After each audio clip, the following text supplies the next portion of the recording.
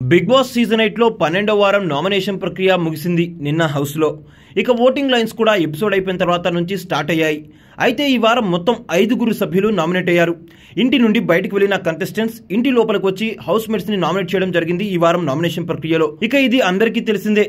ఇక ఇందులో నామినేట్ అయిన సభ్యులు ఎవరు అంటే నిఖిల్, యష్మి, ప్రేరణ, నబీల్, పృథ్వీరాజ్. మొత్తం 5 నామినేట్ అవ్వగా నిన్న రాత్రి నుంచి ఇప్పటి వరకు జరిగిన పోలింగ్ పరిశీలిస్తే మొదటి 2 స్థానాలు cheetah Nabeel, big boss Baahubali Nikhil వీళ్ళిద్దరూ కైవసం చేసుకున్నారు. ప్రస్తుతం నబీలే నిఖిల్ పై పైచేయి సాధించాడు. అత్యధికంగా 36% ఓట్లతో మొదటి స్థానంలో ఉన్నాడు నబీల్. ఇక రెండో స్థానంలో 30% ఓట్లతో నిఖిల్ కొనసాగుతున్నాడు. ఇక తర్వాత 3 స్థానాల్లో ప్రేరణ, పృథ్వీరాజ్, యష్మి కొనసాగుతున్నారు. ప్రేరణ 13% ఓటింగ్తో 3వ స్థానంలో ఉండగా పృథ్వీరాజ్ 12% ఓటింగ్తో 4వ స్థానంలో ఉన్నాడు. ఇక అందరికన్నా కింద చిట్ట చివరన యష్మి 10% ఓట్లతో కొనసాగుతుంది. అయితే ఈ వారం జరగబోయే ఎలిమినేషన్లో డేంజర్ జోన్లో పృథ్వీరాజ్ అండ్ యష్మి ఉన్నట్టుగా చెప్పుకోవచ్చు. వీరిద్దరి మధ్య తేడా కేవలం 2% మాత్రమే.